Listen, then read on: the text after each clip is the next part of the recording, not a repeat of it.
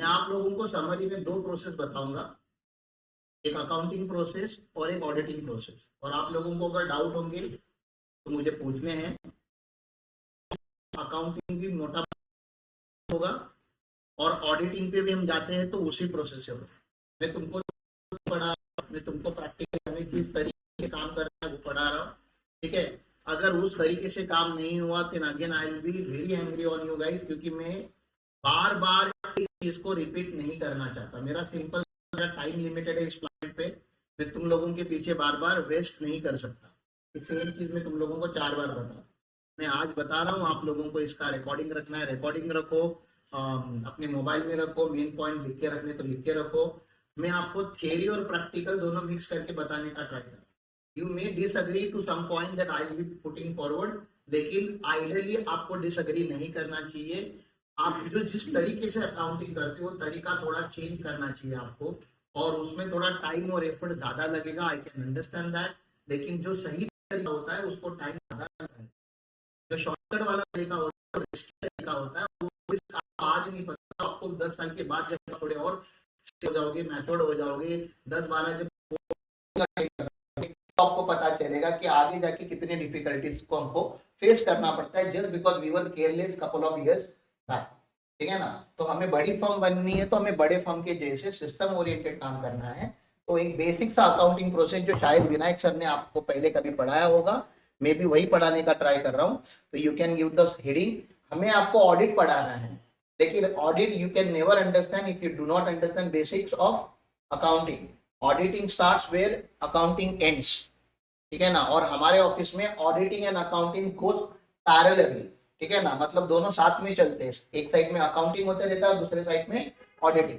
अब पहले जैसा नहीं रहा कि पहले आप डेड बॉडी को मार लो पूरे साल भर में, कंपनी को मार दो, उसकी बैलेंस शीट को मार दो और बाद में 6 महीने बैठ के उसका पोस्टमार्टम करते बैठो कि 6 महीने पहले क्या हुआ था। अब आपको रियल टाइम बेसिस पे फाइनेंशियल की जैसे ही फाइनेंशियल स्टेटमेंट अपडेट करनी पड़ती है, क्योंकि आपके मंथली एंड क्वार्टरली कंप्लायंसेस बहुत ज्यादा है। आप गलत जीएसटी भर के बाद में ईयर एंड में उसको सही करते बैठोगे तो बहुत तकलीफ होती है। तो भरने के टाइम पे ही सही भरो ना, और उसी टाइम पे उसका रिकॉर्ड करो। तो मुझे बताओ, ईयर एंड में सेल्स ऑडिट करना जरूरी होगा क्या? नहीं होगा। क्यों नहीं होगा? क्योंकि आपने मंथली सेल्स ऑडिट ही ऐसा, अकाउंटिंग ही ऐसे ऑडिट मतलब वेरीफाई हो चुका है, रिकंसाइल हो चुका है, परचेस का तुमने ऑडिट नहीं। किसी भी एंटिटी में सबसे ज्यादा ट्रांजैक्शन किसके होते हैं? सेल परचेस के होते हैं। सेल परचेस ठीक है, तो जीएसटी तो नोटिस नहीं देने वाला तुम लोगों को। सबसे बड़ा नोटिस अभी कौन देता है? जीएसटी। सेल परचेस ठीक है तो ओके, आपको नोटिस नहीं आना है, ठीक है ना। अब सेल परचेस के अलावा आपके कुछ एक्सपेंसेस होते हैं और कुछ अदर इनकम होते हैं। अदर इनकम को छोड़ दो, इतना टेंशन नहीं लेना हो, तो इनकम टैक्स भरने के टाइम पे पता चल जाएगा इंटरेस्ट कितना कमाया, डिविडेंड कितना कमाया, शेयर मार्केट से कितना कमाया, वो आईटीआर के टाइम की बातें हैं। मेन इनकम तो सेल्स होता है किसी भी ऑर्गेनाइजेशन का। और फिर परचेस के अलावा दूसरे जो एक्सपेंसेस होते हैं उसका आपको अकाउंटिंग भी करने आना चाहिए और उसका ऑडिटिंग भी करने आना चाहिए। आप मंथली या क्वार्टरली, बहुत बड़ा क्लाइंट है तो मंथली करो, बहुत छोटा क्लाइंट है तो क्वार्टरली करो, एकदम ही छोटा क्लाइंट है तो हाफ ईयरली करो, लेकिन ईयर एंड होने का वेट मत करो। तो अकाउंटिंग भी आप कंट्रोल रखोगे और ऑडिटिंग मेनली आप ज्यादा फोकस करोगे। तो आप अकाउंटिंग का काम भी करते हो तो do it as if you are an auditor and do it as if you are a chartered accountant, ठीक है ना। एक सीए जैसे करता है वैसे ही मैं काम करूंगा, उतनी ही सीरियसनेस से, उतनी ही इन्वॉल्वमेंट से, उतनी ही हाई क्वालिटी से मैं आपको काम करना है, ठीक है ना। क्योंकि आप में और मेरे में कोई फर्क नहीं है। आपको क्लाइंट कभी नहीं बोलेगा कि हमारे ऑफिस के प्रदीप ने अकाउंटिंग किया था, बोलेगा अरे यार ये accounting PN Raj and associate chartered accountants ने किया था, इतना घटिया अकाउंटिंग करते हैं क्या? ये एलिट गुरुकुल के लोगों का काम देखो। तो इंडिविजुअली तुम्हारा नाम कभी खराब नहीं होने वाला, तुम्हारी मिस्टेक्स की वजह से ऑर्गेनाइजेशन का नाम खराब होगा। That's what I am concerned about. और मुझे नहीं चाहता, मैं नहीं चाहता कि मेरा कोई क्लाइंट हो, तेरा फादर ही अगर मेरा क्लाइंट होता तो तेरे फादर को अगर जीएसटी इनकम टैक्स का नोटिस आएगा, चलता है क्या? नहीं ना।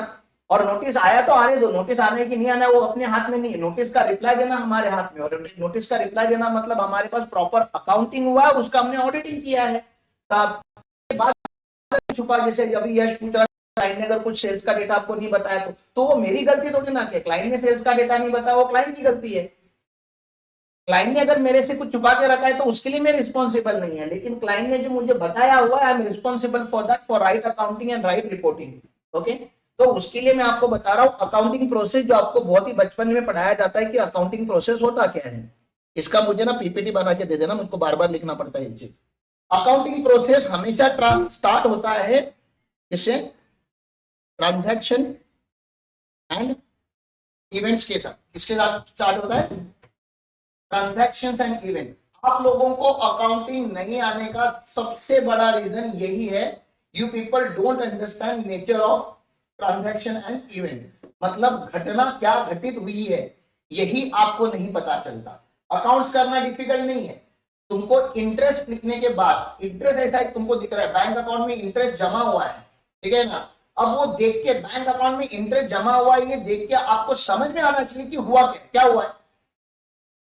बैंक अकाउंट में इंटरेस्ट जमा हुआ है तो क्या हुआ है? क्या हुआ है? बैंक अकाउंट क्रेडिट हुआ है। नहीं, क्या हुआ है अकाउंट नहीं पूछ रहा हूं, क्या हुआ है? ये ट्रांजैक्शन किस टाइप का है? अच्छा, जब मैं आपको टाइप ऑफ ट्रांजैक्शन पूछता हूं, I am asking you technically to recognise the transaction. Recognition principle मतलब पूरे अकाउंट्स में 4 ही आइटम होते हैं बेटा, असेट, लायबिलिटी, इनकम, एक्सपेंस। तो आपको रिकॉग्नाइज करने आना चाहिए कि असेट है, लायबिलिटी है, इनकम है कि एक्सपेंस है, ठीक है ना। तो ये आपको रिकॉग्नाइज करना पड़ता है, ये असेट है कि लायबिलिटी है कि ये इनकम है कि ये एक्सपेंस है, उसको रिकॉग्निशन बोलते हैं। और ट्रांजैक्शन पढ़ने के बाद आपको समझ में आना चाहिए। तो इंटरेस्ट क्रेडिट हुआ है, मैं फिर से पूछ रहा हूं क्या है ये इनकम है, तो आपको इनकम की एंट्री मारने आनी चाहिए। अभी आप कौन सा टैली में लेजर ओपन करोगे, कौन सा कमांड मारोगे आप एंट्री मारने के टाइम पे? इंटरेस्ट रिसीव हुआ है बैंक में तो क्या क्या मारोगे? रिवॉर्ड नहीं रे बाबा, टैली में कौन सा लेजर ओपन करेगा रे?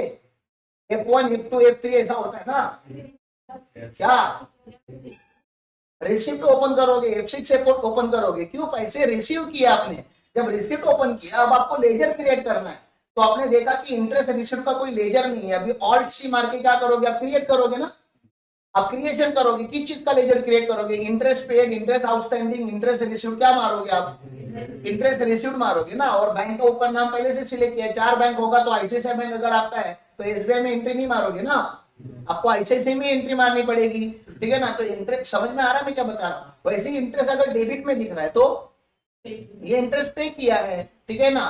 तो आपको डेबिट क्रेडिट देख के आपको समझ में आना चाहिए। अच्छा, डेबिट में एक आइटम दिखा 40,000 रुपया गया हुआ है, बड़ा अमाउंट दिख रहा है, ठीक है ना। और ऐसा कोई तो दुकान का नाम दिख रहा है जहां से कुछ इलेक्ट्रॉनिक्स परचेज किया जाता है, क्रोमा, अमेजोन, ठीक है ना, विजय सेल्स। तो आपको ऐसा समझ में आ रहा है कि कुछ तो इलेक्ट्रॉनिक थोड़ा बड़ा आइटम है, रेगुलर एंट्री नहीं है वो। रेगुलर एंट्री किसकी होती है? रेंट की रेगुलर एंट्री होती है, सैलरीज की रेगुलर एंट्री होती है, इंटरनेट एक्सपेंसेस की रेगुलर एंट्री होती है, फूड एक्सपेंस, ट्रैवल एक्सपेंस, इनकी रेगुलर एंट्रीज होती है डेबिट साइड में। आपको बड़ा आइटम आ गया सडनली 70,000 का, मैंने भी कल 3,40,000 का पेमेंट मारा। और आपा का जो अकाउंटिंग करते हैं उनको इतना तो समझ में आना चाहिए कि मैं रोज रोज 3,40,000 का पेमेंट नहीं करता। तो आपको दिख रहा है वहां पे नाम में दिख रहा है चिकोडे स्टील्स, तो क्या क्या समझ में आ रहा है आपको? मैंने क्या परचेस किया है? स्टील परचेस किया। ऐसा शायद आपको लग रहा है, तो आप मुझसे क्या मांगना चाहिए? दुकान स्टील का है, जरूरी नहीं कि मैं स्टील ही खरीदेगा ना, मैं एल्यूमिनियम भी खरीद के ले सकता हूँ वहां से। हाँ, आप मुझे इनवॉइस मांगोगे ना कि सर ये ट्रांजैक्शन थोड़ा नया ट्रांजैक्शन लग रहा है, आप जरा ये ट्रांजैक्शन एक्सप्लेन करो। आप क्लाइंट से एंट्री नहीं मांग सकते कि इसकी जनरल एंट्री बताओ, आप क्लाइंट से उस इंफॉर्मेशन की एक्सप्लेनेशन डिमांड कर सकते हो कि सर एग्जैक्टली हुआ क्या है वो तो बताओ। तो आपको डिसाइड करना होता है कि ये कैपिटल एक्सपेंडिचर है या रेवेन्यू एक्सपेंडिचर है। कैपिटल एक्सपेंडिचर और रेवेन्यू एक्सपेंडिचर में क्या फर्क है? कैपिटल एक्सपेंडिचर आप बैलेंस शीट में रिकॉर्ड करते हो एज अ असेट, और रेवेन्यू एक्सपेंडिचर आप डायरेक्ट या इनडायरेक्ट एक्सपेंस करके पीएनएल में रिकॉर्ड करते हो। तो उसको जो आप टैगलाइन देते हो, जो बैकग्राउंड आप ना लेजर क्रिएट करने के लिए उसका टाइप सिलेक्ट करना होता है ना। तो मैंने स्टील परचेज किया बिल्डिंग बनाने के लिए, तो ये मेरा फिक्स असेट है कि डेबिट करोगे आप, रेवेन्यू एक्सपेंडिचर करोगे, ये मेरा फिक्स असेट है ना। तो आपको लेजर वैसे बनाना पड़ेगा ना फिक्स असेट का। अच्छा, फिक्स असेट स्टील का नहीं बनाओगे, मैं स्टील नहीं खरीद, स्टील में नहीं रहता। स्टील लेके हमने क्या बनाया हुआ है? बिल्डिंग बनाया हुआ है। तो कौन से लेजर में आप उसको इंक्लूड करोगे? बिल्डिंग के लेजर में आप इंक्लूड करोगे। तो ये क्या, ये होता क्या है? तो आपको अगर अकाउंटिंग समझनी है ना, तो आपको क्या समझना जरूरी होता है? ट्रांजैक्शन एंड इवेंट, और उसका नेचर भी आपको समझना है कि ये कैपिटल एक्सपेंडिचर है या रेवेन्यू एक्सपेंडिचर है, या कैपिटल रिसीट है या रेवेन्यू रिसीट है। तो ये आपको पता चलना चाहिए। समझ में आ रहा है आपको? तो please invest more time in understanding the nature of transactions. And nature of transaction समझने के लिए you need to know what is the business model of an entity. अगर आपको एंटिटी का बिजनेस मॉडल नहीं समझा तो आप लोगों को जिंदगी भर कभी भी उसका अकाउंटिंग नहीं समझेगा। Accounting is nothing but translating what businessman knows to the public outside. समझो आप जरा, जो बिजनेसमैन को पता है वही आप ट्रांसलेट करके अकाउंटिंग के लैंग्वेज में 2 पेजेस में दुनिया को बताना चाहते हो आप कि कोई भी तुम्हारे जैसा भी बंदा अगर नया एम्प्लॉय भी आता है और उसने डॉक्यूमेंट पढ़ लेता है, तुम्हारी बैलेंस शीट पीएनएल और नोट्स टू अकाउंट्स पढ़ लेता है, तो उसको समझ में आ जाना चाहिए कि इसका क्या व्यापार है। हाँ, हमारे पास एक डेयरी का अकाउंटिंग है, तो डेयरी में क्या बनता है? डेयरी मतलब 2 टाइप की डेयरी होती है। एक तो डेयरी क्या होती है जो आपके गांव में होती है। गांव की डेयरी क्या करती है बेटा? ट्रेडर है कि मैन्युफैक्चरर है? वो कैसे पता चलता है आपको वो ट्रेडर है? दूध कलेक्ट करता है और बेचता क्या है? दूध ही बेचता है। लेकिन हमारे पास जो डेयरी हमारे पास अकाउंटिंग के लिए है, वो लोग दूध खरीदते हैं, फिर दूध ही बेचते हैं, लेकिन पैकेट्स में बना के बेचते हैं, फिर दूध का पनीर भी बना के बेचते हैं, फिर दूध का दही भी बना के बेचते हैं, दूध का बासुंदी भी बनाते हैं, दूध का दूध भी निकालते। तो ये मैन्युफैक्चरिंग एंटिटी है, समझ में आया आपको? तो अभी इसमें आपका इनपुट आउटपुट का एचएसएन अलग होगा। अगर जीएसटी में होगा तो इनपुट आउटपुट का एचएसएन अलग होगा, लेकिन जो ट्रेडर है उसका इनपुट का ही एचएसएन आउटपुट का होगा, उसमें तो जीएसटी का रेट नहीं बदलेगा। लेकिन अगर आप गारमेंट वाले हो, आप कपड़ा लेते हो और शर्ट बना के बेचते हो, कपड़ा लेते हो अंडरवेयर बना के बेचते हो, कपड़ा लेते हो national flag, national Indian flag बना के बेचते हो, तो आपका नेचर ऑफ आउटपुट चेंज हो रहा है, तो इनपुट आउटपुट बदलता है आपका, ठीक है ना। तो मैन्युफैक्चरिंग एंटिटी हो, सर्विस प्रोवाइडर हो या ट्रेडर हो, पहले तो आपको ये समझना है, मतलब उसका टाइप ऑफ इंडस्ट्री समझ में आना चाहिए आपको कि ये क्लाइंट क्या करता है, मोटा मोटी क्या करता है। मैन्युफैक्चरिंग में है, एग्रीकल्चर में है, सर्विस इंडस्ट्री में है, फिर सब कैटेगरी। मैन्युफैक्चरिंग में क्या? मैन्युफैक्चरिंग टेक्सटाइल मैन्युफैक्चरिंग में है, फूड प्रोडक्ट मैन्युफैक्चरिंग में है, फिर उसका सब कैटेगरी। फूड प्रोडक्ट में कौन सा फूड प्रोडक्ट? टैक्सेबल प्रोडक्ट है कि एग्जाम प्रोडक्ट है? समझना में क्या बता, इन लोगों का ये सब हुआ नहीं है करके इनको अकाउंटिंग डिफिकल्ट लगता है। अकाउंटिंग डिफिकल्ट नहीं है, टैली डिफिकल्ट है क्या? टैली हम 2 दिन में सिखा सकता है साहब आप लोगों को, टैली 2 दिन में, वो भी 2 दिन ज्यादा बोल दिया मैंने क्योंकि तुम लोग स्लो हो। सीखने वाला तो 6 से 8 घंटे में टैली सीख सकता है। टैली डिफिकल्ट नहीं है, प्लीज अंडरस्टैंड करो। डिफिकल्ट क्या है पता है? किसी का व्यापार समझना, क्योंकि उसने वो व्यापार बनाने के लिए जिंदगी लगाई होती है। आप गुरुकुल में रहते हो, गुरुकुल का आपको नेचर ऑफ बिजनेस अभी तक नहीं समझता कि हमारे कौन से टाइप के ट्रांजैक्शन होते हैं, मैं अमेज़न से क्या परचेज करता है, मेरे क्रेडिट कार्ड से कौन से बिल जाते हैं। आपको पूरा बिजनेस का डिटेल जब तक नहीं पता चलता, आप उसकी अकाउंटिंग अच्छे से नहीं कर सकते। ये समझ में आ रहा है आपको? फिर नेचर ऑफ एंटिटी भी बहुत इंपॉर्टेंट है। बिजनेस मॉडल एक बार आपने बिजनेस मॉडल समझ लिया, अभी आपको क्या समझना जरूरी है? Nature of entity. वो मैंने क्या बताया, मैन्युफैक्चरर कौन से टाइप का हो सकता है? प्रोप्राइटर भी हो सकता है, पार्टनरशिप फर्म भी हो सकती है, एलएलपी भी हो सकती है, प्राइवेट लिमिटेड कंपनी भी हो सकती है। प्राइवेट लिमिटेड कंपनी में तुम पार्टनर्स कैपिटल का लेजर बना सकता है क्या? उतना अक्कल है तुमको? क्यों? अरे वो शेयर कैपिटल होता है वहां पे, तो तुमको समझ में आना चाहिए ना पार्टनर्स कैपिटल और शेयर कैपिटल में फर्क क्या है। एलएलपी तो तुमको समझ में आना चाहिए फिक्स कैपिटल और करंट कैपिटल लेजर क्यों बनाते हैं, क्योंकि फिक्स कैपिटल उधर आरओसी के पोर्टल पे जो दिखता है वही होना चाहिए नंबर हमेशा। बाकी एक्स्ट्रा अगर पैसा पार्टनर ने लगाया तो उसका करंट कैपिटल में रहना चाहिए। तो this is what you are expected to know, कि पहला उसका बिजनेस मॉडल आपको समझ में आना चाहिए। और एंटिटी बार बार नहीं पढ़नी है ना आपको। हमारे पास 30 एलएलपी है, तो एलएलपी 30 बार पढ़ोगे कि एक ही बार पढ़ोगे? एलएलपी एक ही बार पढ़ लो आप फेज 1 में, जो मैं इनको बता रहा हूँ अभी पढ़ाने के लिए आपको कि भाई तो ये बनाओ नेचर ऑफ अपना एक एंटिटी का आप मास्टर डेटा बनाओ, स्टैंडर्ड मास्टर डेटा फोल्डर बना के पहले से बना के लाने का, बाद में इधर दिखाने का, इधर बनाने का नहीं। पहले बैकग्राउंड पहले रेडी होना चाहिए ना। मेरा कल भी यही कंप्लेंट था, विदाउट नोट्स तुम लोग पढ़ाने आ ही नहीं सकते। तुम रात को 12 बजे तक बैठो और पहले कल सुबह का प्रिपरेशन करो। कल अगर 7 बजे पेपर होगा तो 7 बजे उठ के पढ़ोगे कि पहले से पढ़ के रखोगे? पहले से पढ़ के रखेंगे ना। हमारे ऑफिस में कैजुअली क्यों लिया जाता है इस चीज को? 7 बजे जब ट्रेनिंग है तो इसका जो डेटा बनना है वो कल ही बनना चाहिए। नहीं बना है तो रात को 2 बजे तक बनाओ, 3 बजे तक बनाओ, सुबह 5 बजे तक बनाओ, लेकिन 7 बजे सब कुछ रेडी होना चाहिए आप लोगों का।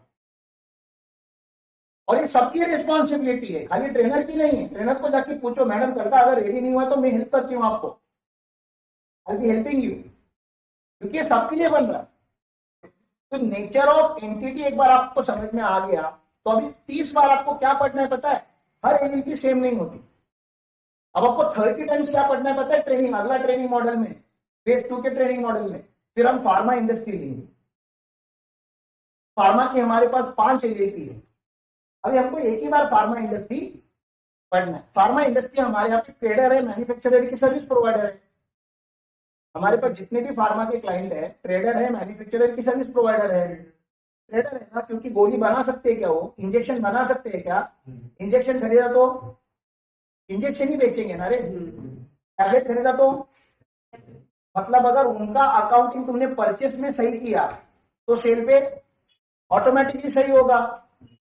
लेकिन अगर परचेस के टाइम पे उन्होंने रॉन्ग इनपुट मारा होगा सिस्टम में, एक गोली है जिसका 650 मिलीग्राम का एमजी का पावर है और एक इसका 550 का है, वो अकाउंटेंट ने एंट्री मारने के टाइम पे गोली का नाम बराबर लिखा, लेकिन 650 मारने के जगह पे 550 मारा। सही मारा कि गलत? गलत। अब क्या होगा पता है? जब वो सेल करेगा तो 650 का मारेगा, सेल वाला तो बराबर एंट्री मारेगा क्योंकि सेल वाला तो 650 लिखेगा। तो 650 का स्टॉक नेगेटिव चला जाए। क्यों नेगेटिव चला जाएगा? हाई नहीं लेकिन बेच दिया, और 550 का स्टॉक पड़ा रहेगा और फिजिकल में अवेलेबल कभी होगा ही नहीं। तो आप जब उसकी अकाउंटिंग करते हो तो आपको उसको पूछना होता है कि भैया आपका स्टॉक नेगेटिव है, मतलब आपने गलत एंट्री मारी है। या तो आपने झोल में परचेस किया, कैश में परचेस किया है, परचेस का एंट्री नहीं मारा है और आप डायरेक्टली किसका एंट्री मार रहे हो? सेल्स का मार रहे हो। ऐसा फार्मा में नहीं होता क्योंकि फार्मा में हर चीज का हिसाब रखना पड़ता है। लेकिन जहां पे ऐसा हुआ है, जहां पे स्टॉक नेगेटिव गया है, वहां पे तुमको समझ में आना चाहिए स्टॉक नेगेटिव जाना मतलब एक तो इनकरेक्ट अकाउंटिंग है और दूसरा झोल है। क्या झोल है? जो आइटम परचेज हुआ नहीं वो बिक सकता है क्या?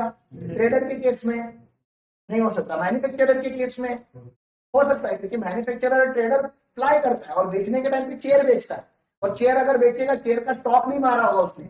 जब चेयर प्लाई से चेयर बना या प्लाई से टेबल जब बना तो पहले कंजम्पशन की एंट्री मार के क्लोजिंग स्टॉक में आपको वो स्टॉक खड़ा करना पड़ता है, उसके बाद वो बिकता है। लेकिन तुम्हारे पास परचेज का एंट्री आता है, तुम्हारे पास सेल्स का एंट्री आता है, तुम्हारे पास जिसमें मैन्युफैक्चरिंग का एंट्री नहीं आता। अरे कोई डेयरी है वो श्रीखंड बेच रहा है, उसने श्रीखंड कभी खरीदा ही नहीं था, तो श्रीखंड का स्टॉक तुम्हारा हमेशा नेगेटिव आएगा। तुमको उसके बीच में क्या करना चाहिए था? एक एंट्री क्या मारना चाहिए था?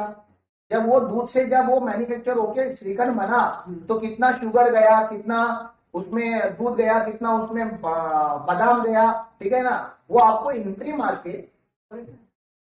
मेरा वॉलेट ना इसके ऋषि के पास है, ऋषि के बैग में करना उसका, उसके बैग किधर है?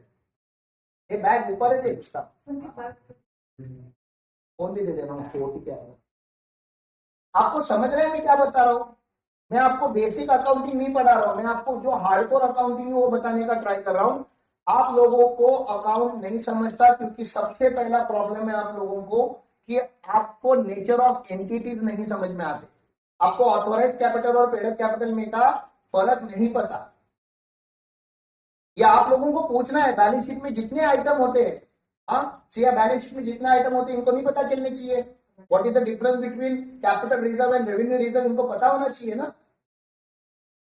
लेकिन हम आपको उस लेवल पे तभी लेके जाएंगे जब आपका फाउंडेशन क्लियर है, बेसिक्स क्लियर है।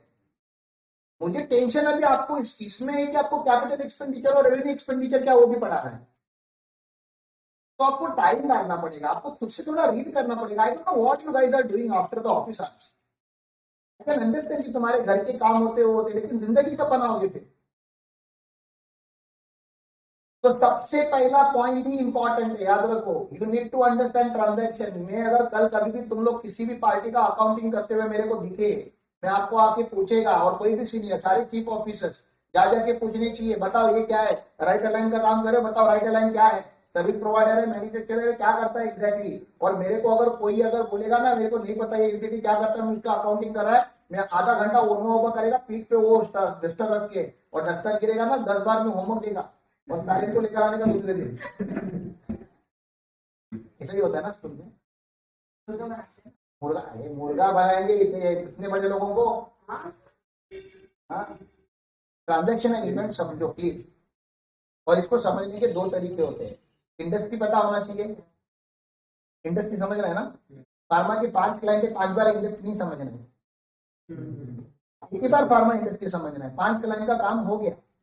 एलएलपी 30 है, 30 बार एलएलपी नहीं पढ़ना है, एक बार पढ़ना है। तो nature of business, nature of entity, और फिर उस क्लाइंट का स्पेसिफिक कुछ होगा तो आपको समझ में आना चाहिए। क्लाइंट स्पेसिफिक भी कुछ ना कुछ होता है हमारे यहाँ, ठीक है। तो ये आपको समझ में आना चाहिए, ट्रांजैक्शंस एंड इवेंट। पहला स्टेप क्लियर है, आगे जाओ। बिजनेस मॉडल समझा तो ये समझेगा, बिजनेस मॉडल नहीं समझा तो ये नहीं समझेगा। बिजनेस मॉडल समझा कि नहीं समझा वो उसके प्रपोजल लेटर में होगा। वो क्लाइंट के, कोई भी क्लाइंट का काम चालू करने से पहले उसका क्या जाके देखने का, प्रपोजल लेटर। प्रपोजल लेटर में उसके बारे में एक पैराग्राफ तो लिखा होना चाहिए, हर क्लाइंट के बारे में एक पैरा तो लिखा होना चाहिए, ठीक है ना। समझ में आ रहा है।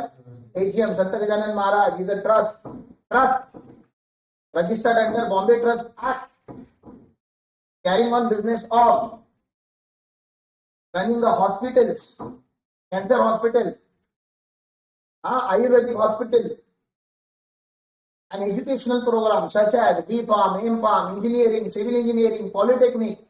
Polytechnic का मतलब क्या होता है? सागर कितने साल से ऑडिट कर रहा है? नहीं, पॉलिटेक्निक की शब्द का अर्थ क्या होता है? बिल्डिंग है ना उधर पॉलिटेक्निक, वो तो सिविल में सिखाते हैं। तो इलेक्ट्रॉनिक तो इलेक्ट्रॉनिक हो गया, वो पॉलिटेक्निक का एक डिवीजन हो गया।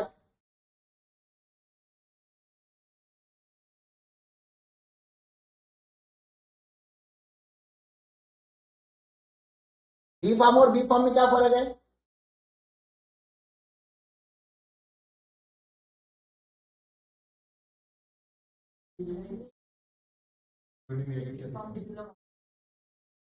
डिग्री होता है, डिप्लोमा की वैल्यू ज्यादा नहीं है, ज्यादा वैल्यू किसकी है? बैचलर ऑफ फार्मास्यूटिकल्स, वो डिग्री होगी। डी फार्म मतलब डिप्लोमा इन फार्मेसी, ठीक है ना। फर्क समझो यार, ये सब सवाल का तुमको शर्म आनी चाहिए, जवाब नहीं पता, तुम जाके ऑडिट कर आ गए, नहीं चाहिए कि नहीं शर्म। पॉलिटेक्निक मतलब बाकी जो सारे छोटे मोटे कॉलेज होते हैं, फार्मा बड़ा है, नर्सिंग बड़ा है, इंजीनियरिंग बड़ा है, जो छोटे मोटे बच गए डिवीजन जिनके लिए सेपरेट कॉलेज नहीं बनाया जा सकता, उन सबको मिला के क्या बनाया जाता है? पॉलिटेक्निक। उसमें इलेक्ट्रॉनिक, इलेक्ट्रिकल, कंप्यूटर साइंस, मतलब 10-12 डिविजन का एक कॉलेज। कोई हॉस्पिटल होता है पॉलिटेक्निक, मतलब वो स्पेशल हॉस्पिटल नहीं है, हार्ट सर्जरी नहीं होती वहां पे, खाली वहां पे 12 सर्जरी होती है अलग अलग टाइप की। तो उस हॉस्पिटल का नाम देंगे संजीवनी पॉलिटेक्निक हॉस्पिटल। मतलब पॉलिटेक्निक का मतलब वहां पे अलग अलग टाइप के डॉक्टर्स आते हैं, अलग अलग टाइप के सर्जन आते हैं और आपको सर्विस प्रोवाइड करते हैं। मैं एकदम टेक्निकल सब नहीं पूछ रहा, मैं पॉलिटेक्निक का लीगल डेफिनेशन नहीं पूछ रहा कि मैं अभी गूगल जाके करूँ व्हाट इज पॉलिटेक्निक एंड वो। मैं बता रहा हूँ अपने को समझ में आना चाहिए कि इस बिल्डिंग में, एजीएम की इस बिल्डिंग में और बाकी बिल्डिंग में क्या फर्क है, इतना आपको समझ में आना चाहिए। और ये आपके अंदर की क्यूरियोसिटी है जो ये आपको समझाएगी। और आप लोगों को शेमलेस होके या तो इसको ढूंढना है या तो पढ़ना है, लेकिन नहीं पता होना है सबसे बड़ा है। अब जो आपको पता ही नहीं है उसका ऑडिट कैसे करोगे, उसका सिस्टम कैसे इंप्रूव करोगे, उसका बेस सिस्टम क्या होता है पता ही नहीं आपको। तो मेरा सबसे ज्यादा इन्वेस्टमेंट जाने वाला है पहला इवेंट बताने के लिए आपको। ट्रांजैक्शन एंड इवेंट क्या होता है भैया, समझो, प्लीज समझो, हाथ जोड़ता हूं आपको। और ज्यादा डिफिकल्ट नहीं है, हमारे पास 2000-5000 क्लाइंट नहीं है। This is what I want in training. एक हार्डकोर ट्रेनिंग है ना ये, तो होना चाहिए ना आप लोगों को कि हाँ बाबा ये क्या है।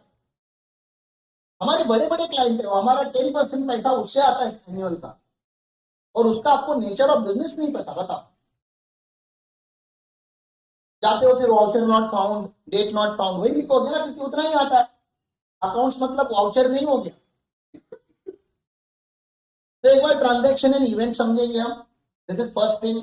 ये किसी भी क्लाइंट का काम चालू करने से पहले वाला टाइप है ये।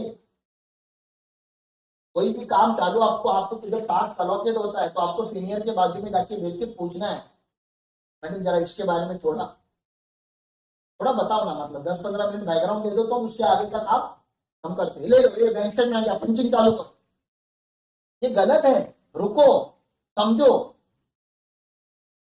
और उसके बाद चालू करो। ठीक है, तो पहला क्लियर है? कोई डाउट है तो पूछो इसमें पहले में। कैसे समझाया इनको, समझ में आया क्लियर? एक बिजनेस का पूरा ट्रेनिंग मॉड्यूल है हमारा, उसमें ये सब हो जाएगा कवर। और फिर इंडस्ट्री वाइज है, हमें क्लाइंट वाइज नहीं बताना है, हमें किसी वाइज बताना है, बटा इंडस्ट्री वाइज बताना है। तो आई होप इनको अच्छा खासा नॉलेज आ जाएगा। कंस्ट्रक्शन इंडस्ट्री में क्या होता है, ट्रांसपोर्ट इंडस्ट्री में क्या होता है, फार्मा इंडस्ट्री में क्या होता है, डेयरी इंडस्ट्री में क्या होता है, एजुकेशन सेक्टर कैसे चलता है। एक मुझे लग रहा है मोटा मोटी 15 सेक्टर अगर हम हमारे बच्चों को पढ़ा देंगे तो एक फेयर आइडिया आ जाएगा। उसके बाद आपको बार बार नहीं बताना पड़ेगा, और वो रिकॉर्डेड होना चाहिए ताकि बाकी लोगों को भी, हमारी जो ऑडियंस है उनको भी इसका बेनिफिट। ये समझा आपको? पक्का? चलो आगे। सेकेंड स्टेप होता है हमेशा बुक कीपिंग। क्या होता है? एक बार आपने समझ लिया तो दूसरे बार क्या करना पड़ता है आपको? बुक कीपिंग करने के टाइम पे आपको डॉक्यूमेंट्स का हार्डकोर नॉलेज होना चाहिए। किस चीज का नॉलेज होना चाहिए? एवं किस चीज का नॉलेज होना चाहिए?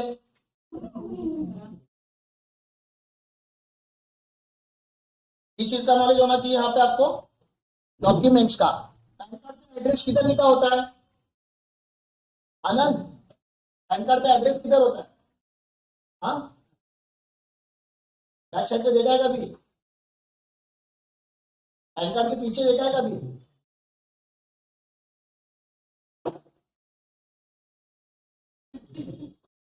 पैन कार्ड कौन इश्यू करता है? तुम्हारा हाथ हो तो तुम्हारे पास कितनी चलता है, हाथ ऊपर करो। क्या होप से तुम लोग ने टाइम लेके रखा है? बैंक अकाउंट ओपन करने के लिए नहीं लगता। पैन का मेन पर्पज क्या है? पैन क्या है बता? तुम्हारा इनकम टैक्स पोर्टल का लॉगिन आईडी है। मेन पर्पज तुम्हारा unique identification number in the record of income tax. और इनकम टैक्स तुमने रिकॉर्ड इसलिए बनाया ताकि गवर्नमेंट को तुमने होप दिया कि एक ना एक दिन तुम लोग टैक्स भरोगे, और वो टैक्स भरने के लिए तुमको गरीबी से बाहर आना पड़ेगा, क्योंकि गरीब लोगों से इनकम टैक्स नहीं देता। अभी टैक्स भरने के लिए कम से कम साल का 7 लाख कमाना पड़ेगा अगले, मतलब तो प्रेजेंट रेजिम के हिसाब से साल का कितना कमाना पड़ेगा? अकेले, झूठ में नहीं। अब कमाओगे 7 लाख साल का? जब कमाना नहीं है 7 लाख साल का तो फिर पैन निकाल के क्यों रखा है? फालतू में होप दिया गवर्नमेंट। तो फोटो प्रूफ आइडेंटिटी क्या होते हैं, सिग्नेचर प्रूफ क्या होते हैं? किसी ने बिल्डिंग परचेज किया है, किसी ने जमीन परचेज किया है, तो क्या क्या जमीन परचेज किया तो क्या क्या डॉक्यूमेंट मांगोगे क्लाइंट के पास? भाई क्लाइंट ने मेरे नाम, मेरे बैलेंस शीट में अभी लैंड एंड बिल्डिंग आएगा ना, बना रहे ना आपके सामने, तो क्या मांगोगे मेरे पास? क्या रिकॉर्ड होना चाहिए आपके पास? मेरे बैलेंस शीट में एंट्री मारोगे लैंड एंड बिल्डिंग का, तो आपके पास बैकग्राउंड डॉक्यूमेंट होनी चाहिए कि नहीं एक कॉपी आपके फाइल में? क्या मांगोगे? पूछ तो रहा हूँ, क्या मांगोगे बताओ? सेल एग्रीमेंट होगा, स्टैम्प ड्यूटी भरा होगा, स्टैम्प ड्यूटी के रिकॉर्ड होंगे, चालान वगैरह होंगे, और नहीं वो सब उसमें आ गया, एग्रीमेंट में सेल डीड पे सारा डेटा आ गया। आप 7/12 करके कुछ होता है, 7/12 मांगोगे। 8 करके कुछ होता है, 8A फॉर्म 8A, वो मांगोगे, ठीक है ना? म्यूनिसिपालिटी से हमने परमिशन निकाला हुआ है कंस्ट्रक्शन का, वो मांगोगे। ब्लूप्रिंट जो होती है कि बिल्डिंग कैसे बनेगी, वो डिमांड करोगे। अरे भैया कम से कम एक बॉक्स फाइल बनेगी एक एंट्री की, क्योंकि वो एंट्री 1-2 रुपए की नहीं है। मेरे बैलेंस शीट में सबसे बड़ा असेट कौन सा दिखेगा? अभी कम से कम 1 करोड़ के ऊपर जाएगा वैल्यू उसका। तो बाकी एसेट भी है मेरे पास, साइकिल है, बाइक है, कार है, सबसे बड़ा वैल्यू कौन सा दिखेगा? बिल्डिंग 1 करोड़ का होगा, तो ये मटेरियल आइटम है कि इमटेरियल आइटम है? मटेरियल मतलब सिग्निफिकेंट, इमटेरियल मतलब इनसिग्निफिकेंट। तो कौन सा आइटम लग रहा है आपको? मटेरियल आइटम लग रहा है, तो तुम इसको 5 मिनट में ऑडिट करके खत्म करेगा? नहीं, आधा घंटा 1 घंटा डालोगे ना, क्योंकि मटेरियल आइटम है, बड़ी चीज है, सारे डॉक्यूमेंट होनी चाहिए। उसके लिए पहले आपको डॉक्यूमेंट क्या है वो पता होना चाहिए। डॉक्यूमेंट क्या है वो पता होगा तो ही तो मांगोगे आप। सब नहीं पता तो क्या करोगे? अरे गूगल करो, हमें पूछो। आप पूछो ना कि बिल्डिंग का ऑडिट कैसे करूं मैं, पूछना चाहिए ना आपको। अब जिन भी क्लाइंट के यहाँ जाते जो कि खुद की बिल्डिंग बना रहे हैं, आपको पता होना चाहिए वो बिल्डिंग लीगल है कि इलीगल है। क्या दादा के पीछे 55 एकड़ पे उनका बिल्डिंग बन रहा है, उनको क्या लग रहा है लीगल है? आपको रिकॉर्ड वेरिफिकेशन करने जाते हो तुम टेबल टेबल चेक करते हो, पंखा चेक करते हो, जिधर लगा हुआ है वो बिल्डिंग का भी चेक किया, जिस जमीन पे वो बना है वो जमीन का डॉक्यूमेंट का भी चेक किया।